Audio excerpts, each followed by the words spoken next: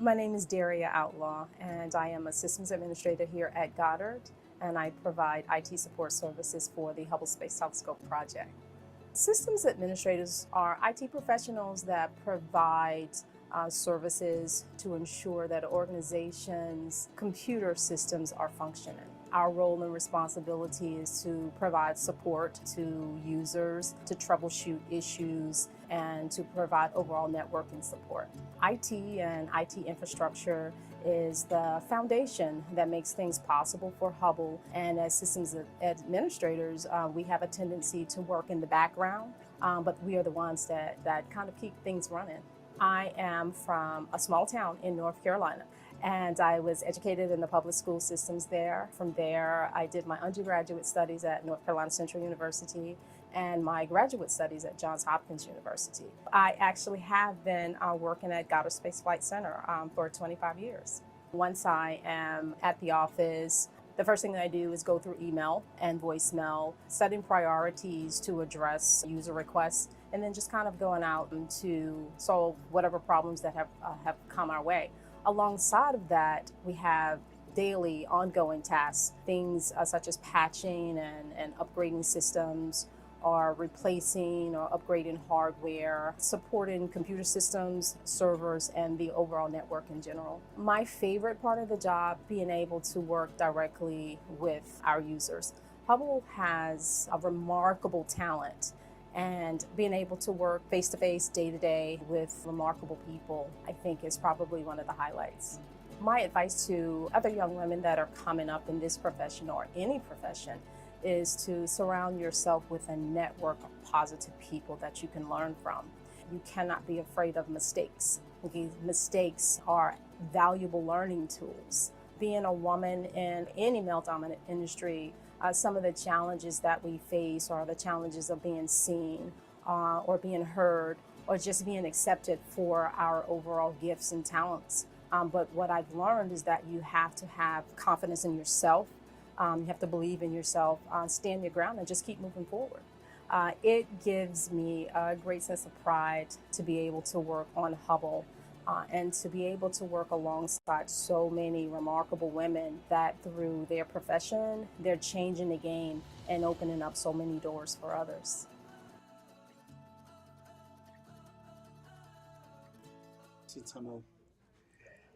Well, hello, everybody. This is Scott Roberts and Terry Mann, the Vice President of the Astronomical League. And it's the afternoon, kind of the wrap up of the AstroCon 2025 conference here in Bryce Canyon, Utah.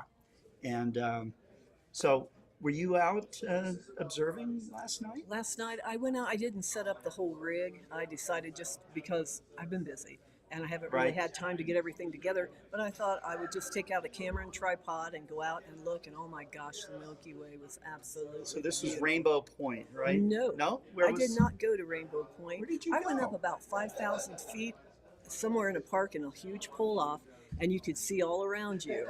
Oh, wow. Yeah, Okay. and then I went down in the lower part where all the deer seem to be, and Yeah. imaged from there. And oh my gosh, Yeah. I had fun. I was there alone, and you know, a lot of times when I'm imaging, especially with the DSLR, I like to be alone because I don't like my light bothering Sure, everybody, sure. and I like to look and see what I've done, and if I like it. You were and- alone. Oh yeah. Right? Yeah, yeah. That way I don't bother anybody. Right. And it just makes it easier for me and probably makes other people happier that they don't have to deal with the light from my camera. Wow. So yeah, it was beautiful. The deer were out, Mm-hmm. and Scorpius. Oh, yeah, the core was absolutely beautiful. Wow. I'll have to Yeah. see some of your pictures. You so. definitely. I haven't looked at them on the Okay. computer yet, but I will. All right. So, and I'm staying a little bit beyond this, so I will Mhm. have about 3 more days of imaging that I can Oh, do, and so I'll you can drag kind of out decompress everything. after the event, right? Yeah, and then I can set up the whole rig and use it. Mm-hmm. So I'm looking forward to that. Now, you've been on Global Star Party a number of times, and we've done some interviews with you before. But when did you start with the Astronomical League? Probably, wow. You know, the first conference I went to was in Madison, Wisconsin, and it was in the 1990s, I believe. Okay. I think they told me that I am almost the oldest member they've got. What? The longest. Oh, I've the been- longest yeah, running that I- member. Let's I have- say the oldest member, the well, yeah, longest running. Yeah. Yes, well, yeah. So Uh-huh. I think I've got like 2 or 3 more years, and I take that honor. Okay. I've just been involved. I've loved astronomy since I was a Yeah. teenager. Yeah. So I remember you told me when you were a little girl you were interested in the I stars. was. I did astronomy through grade school, high school. Yeah. I did all the college astronomy in my area that I could do, Mhm. and I've just always liked it. So Mhm. getting involved with the league, I was involved with the clubs as far as I could go. You know, I'd been through the ranks of the club, I see. and you know, I'm still a friend with the club, but I just wanted to help more because you know, you hit a certain point. So you kind of officially got involved with the league in the 90s. Yes. I see. Yeah. You were probably with maybe a league club or something before that. Yes, I was. Okay. I was part of the league, and that's how I knew to go to the league because I'd received a reflector, and I Mhm. thought, wow, you know, they had a call for volunteers like we do now, or you know, we usually have calls. We can find things for people to do. Mhm. So, you know, that's how I knew to call the league. I called the president, and he said, wow, we're looking for a secretary to run. The next thing I knew, I was secretary. You were secretary, I right? was. Yeah, and that kind of started it all off. Uh-huh. So, yeah, Well, that's good. it's been But you've been president twice before, and right? vice president. And It'd vice be president twice. now? No, been president once, vice president twice, and secretary twice. Okay. Yeah. Yeah, when Goodness. COVID hit, you know, we didn't know how it was going to affect the league. Right. So most the people. No one knew. Yeah, really. Right? The people that came back, it was the idea of having experience of running the league in that, because we didn't know what was going to happen. Mhm. And we needed people to kind of have experience. And so that's how some of us came back again. I see. And we're hanging around. So we're still here. So I saw so many friends here. You know, I think you guys had somewhere between 450 and 500 people. Yes, show we up did. for this About event, right? 460, if I'm not 460. mistaken. That's quite a Somewhere number. around there. Yeah, when we Yeah. have a dark sky like this, Yeah. people come. I Right. mean, you know, and it's so much fun because you see even more people that you haven't seen in a while. Yeah. So this has been And amazing. Bryce Canyon's so beautiful. Oh my gosh, there's Yeah. always something to do. Yeah. I mean, if you're not at the top, if you're not here with you guys, you know, there is always something to do. And the restaurants, I mean, there's a lot of restaurants in this area, little towns, shopping. Yeah. Yeah, it's To been. shopping. I know you like to shop sometimes. Look at all this I places gotta you've do, got. yeah, buy a new bracelet. That's very cool. Yeah, That's very but cool. yeah, so there's always something, whether you bring the family or you know, you're alone, whatever, Mhm. there is always something to do, and that's what we kind of strive to do with the Mhm. league, with our Alcons. And do you know how many Alcons there's been? Period. Woo, they start. The league's 75 years old, right? Yeah, and they started way back at the beginning, but there were some because of the war, because of different situations that we didn't have some years. I But see. we started way back, and I might be wrong on the year, but I'm thinking 1948. We have got pictures from way back, Wow. and they're all in suits and dresses, and Yeah, there's a yeah. ton of teenagers there. Right. You know, so the environment's changed a little bit in that way, but the kids are coming back. Our Naya kids are here. All of them are here, and they're Right. amazing. And Claire, you had Claire on Had earlier. Claire on, had Jericho Oh on. my you know. gosh! I mean, So- all of them, all of the Horkheimer service are here, Yeah. and all of the Naya winners. So it's incredible to see the kids here. You know, the younger ones here. Yeah, yeah, I'm sure they would enjoy being called a kid, but you know, they are amazing. Yeah, well, I know they're young and everything, Yeah. you know. So I got in a conversation with Jericho about you know, the question of hope, because a lot of kids don't see a hopeful future, Yeah. you know, because of pollution and you know climate change or whatever. You know, there's so Right. many things. There is. Wars that have been going on, and the you know, maybe some of them are frightened of the future of AI or something like that. You Sure. know, what all that means to them, you know. So, but I think that one of the things that instills hope in people, first off, is just straight up looking up at the sky and just that feeling of awe that you get, Yep. you know. And I think that taking another step and really starting to learn about, you know, the constellations and what's up in the sky and all the possibilities and everything. And I think there's something, you know, with that kind of feeling, that awe feeling that kind of is a spark for hope, you know, Yeah. Well, because there's so many possibilities. There's so many possible outcomes. They could all be bad, okay, but they yeah, could all I'll be be good good. too. Yes, definitely, So definitely. And you know, I think that spark still hits many of us, yeah, even whether you're old, young, in between, yeah. whatever.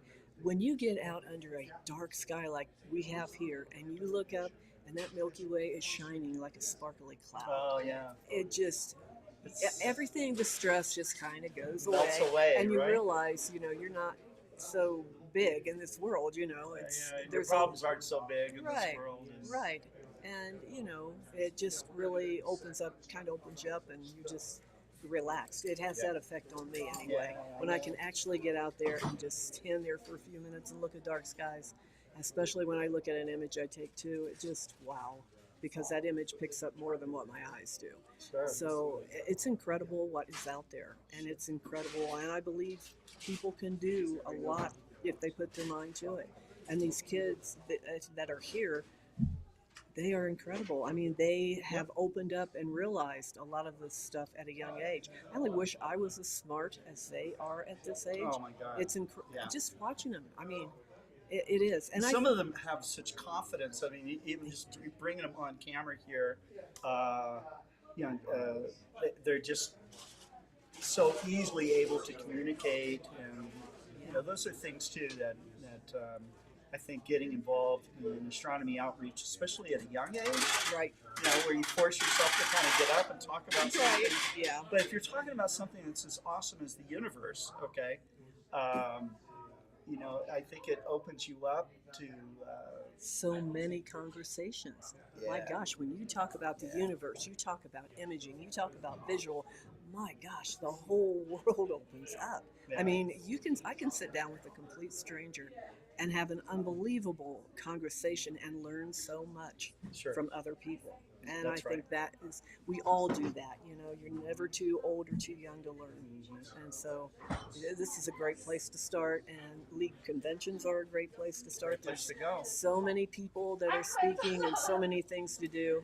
And, you know, you can always ask a question. That doesn't seem Yeah, astronomers are very sharing Oh, yeah. and very, definitely. you know. Yeah, yeah. So Even if you think it's a dumb question, because it's not a dumb question. No, but no, no. There's times in imaging that I hit a wall, you know, and I need help, and I know at least where to go for help usually, and I learn, and that's, you know, that's the fun part to me.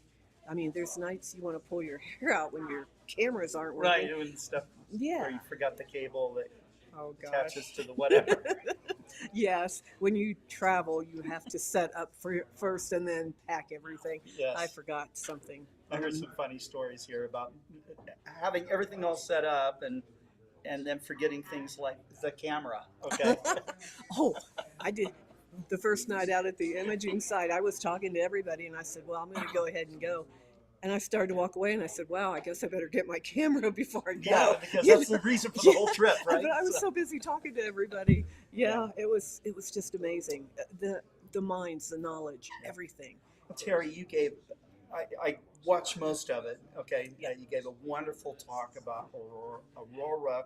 I always get that word kind of, Yes. Aurora. But Yeah. Aurora, and, you know, you started off this, it was never just a factual talk. It was about the awe-inspiring, almost the spiritual side, okay, of what it is to look up at the sky and see this amazing, you know, phenomena in front of you.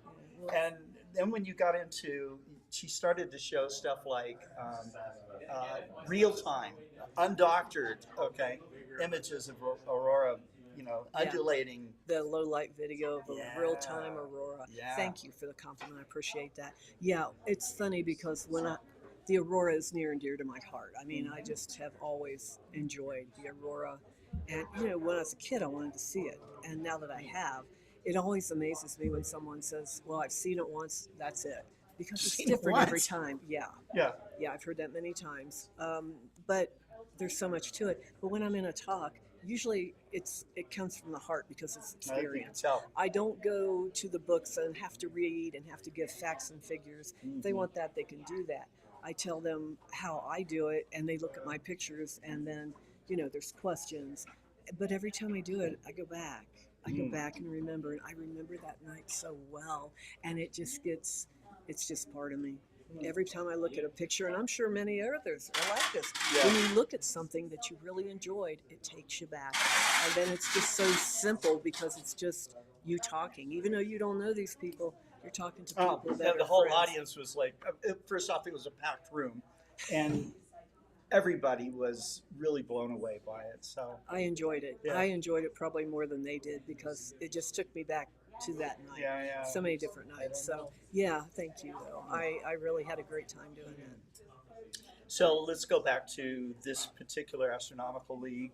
We covered a little bit about your history and stuff you've done and stuff you're doing now and everything. But what do you see as far as maybe this is a loaded question, but what do you see as far as like the future of the Astronomical League? It's growing. Uh-huh. We just found out now we have over 26,000 Oh, members. I've been saying 25,000 the whole We time. just found out we topped 26,000. Wow. We just found out. It is amazing. I think because we get into so many different areas with the awards, the observed programs, the AstroCon, you name it.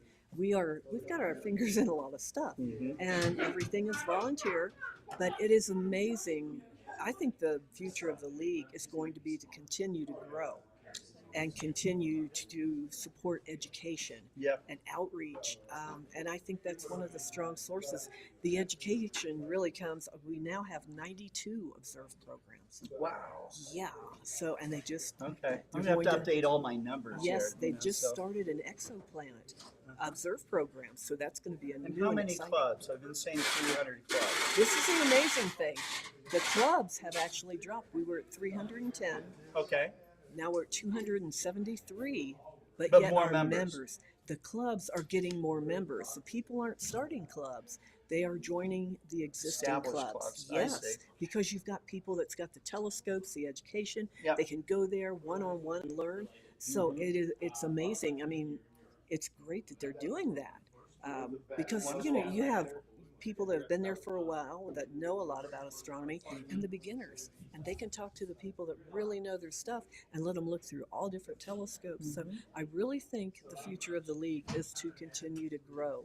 We keep bringing people in, and honestly, the people, and I'm not trying to say me, but the people in the league are very easy to work with. Sure. It can be fun. You are very easy to work with. Well, I mean, we know everybody. And the league is too. We've been here a while. So it's cool.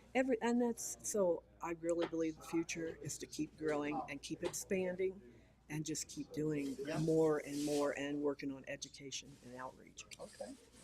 Well, that's great.